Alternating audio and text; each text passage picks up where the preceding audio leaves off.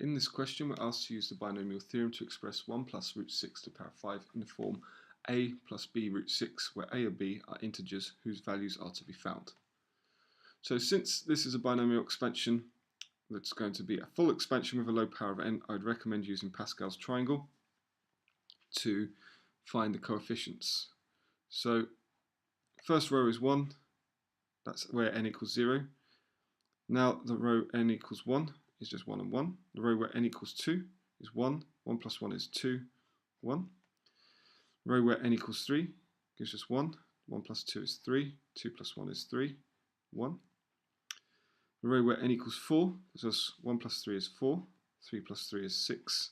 3 plus 1 is 4, and 1. Finally, the row where n equals 5 gives us 1. 1 plus 4 is 5. 4 plus 6 is 10. 6 plus 4 is 10. 4 plus 1 is 5, and then 1. So it's a really nice simple way for full expansions with low powers of n to find the coefficients. So now expressing 1 plus root 6 to the power of 5. We start with a leading term. Let's just tidy this up because it looks like I've put 6 there. We start with a leading term to the power of n, which is 5, so we get 1 to the power of 5, plus coefficient, which is 5, times decrease the power of 1 and increase the power of root 6 to 1, plus the coefficient, which is 10. 1 decreasing the power is 3.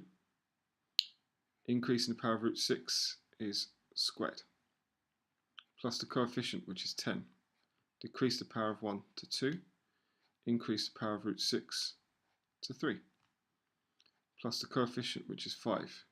Decrease the power of 1 to 1. Increase the power of root 6 to 4. And then finally finishing with root 6 to the power of 5.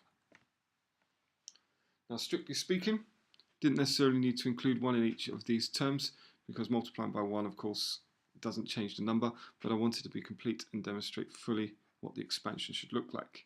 So now let's start to evaluate this slowly in steps. So 1 to the power of 5 is 5.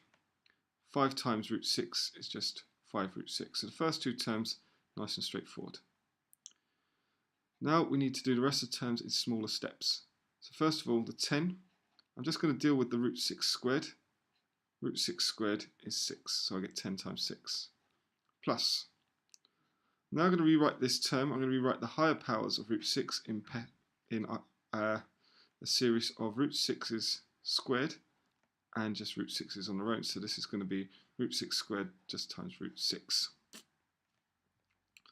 So the same for the next term, 5 and root 6 to the power of 4. I'm going to rewrite this as root 6 squared times root 6 squared, and you'll see why this helps in a moment. And in the last term I'm going to do exactly the same, so this is now root 6 squared times root 6 squared times root 6. And you'll see why this comes in handy now. So I get 1 plus 5 root 6, that doesn't change. 10 times 6 is 60. I now get root 6 squared, which is 6 times 10, so I get 60 root 6.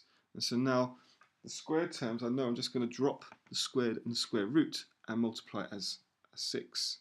So now I get plus the next term, so I'm going to get root 6 squared, which is 6, and root 6 squared, which is 6, so I get 5 times 6 times 6, or 5 times 36, which is 180. And finally the last term, I get root 6 squared times root 6 squared times root 6, so 6 times 6 times root 6 is 36 root 6. So lots of 6's going on there, but the squareds we can deal then as an integer, and the ones which aren't squared we leave as a surd. So finally, tidying up, 1 plus 60 plus 180 is 241. 5 plus 60 is 65, plus 36 is 101 root 6. Okay then, let's have a look at part B. Part B says the coefficient of x squared in the expansion of 1 plus 3x to the n is 495. Given that n is a positive integer, find the value of n. So to solve this question, I'm going to use the expansion of 1 plus x to the n equals 1 plus nx plus n minus 1 over 2 factorial x squared. Now, what we're going to do is I have the expansion 1 plus 3x to the n. So all I can write this out as is 1 plus n times 3x plus n minus 1 over 1 times 2 times 3x squared plus dot dot dot. And simplifying this tidies up to give us 1 plus 3nx plus 9. So from square root of 3x squared I get 9.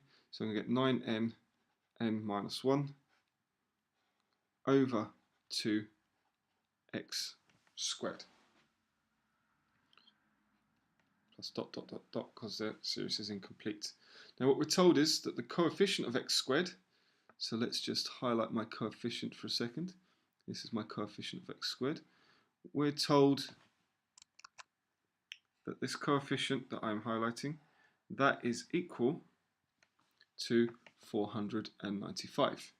So in other words, 9n n minus 1 over 2 equals 495.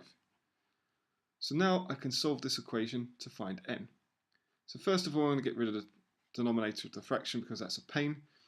And so I'm going to multiply everything by 2. So I get 9n n minus 1 is equal to 990. At this point, I can see I've got a common factor of 9, so I'm just going to divide everything through by 9. So I'll get n minus 1 equals 110. So all I can think of is to expand and rearrange this now. So I'm going to subtract 110 from both sides, but I'm also going to expand the bracket on the left side. So I'll get n squared minus n minus 110. Let's make that a little bit clearer so we can see it's 110 is equal to 0. So I'm looking for factors of 110 that have a difference of 1. That's 10 and 11. So we're going to get n minus 11 because it's the negative term here, so we need a larger negative term here. N plus 10 is equal to 0. Now it says at the top, given n is a positive integer, so then therefore n equals 11.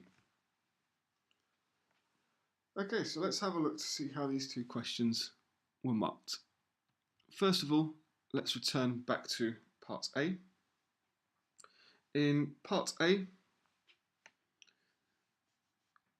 first of all, let's get the red pen, sorry. First of all, you get 2 marks if you get 5 or 6 of these terms in the expansion correct. If you get 4 of them correct, you get 1 mark. If you get less than 4 correct, you get no marks.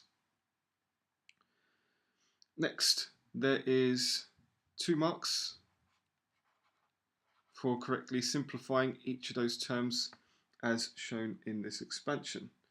And again, if you get some wrong, so if you get 4 or 5 of these terms correct, then you get 1 mark. Anything less than 4, and you get no marks. Finally, there is 1 standalone mark for getting the full correct answer at the end. And so you're allowed to follow through 1 error maximum on this from the start to the end. Okay, so let's look at part B. Part B gives a method mark for forming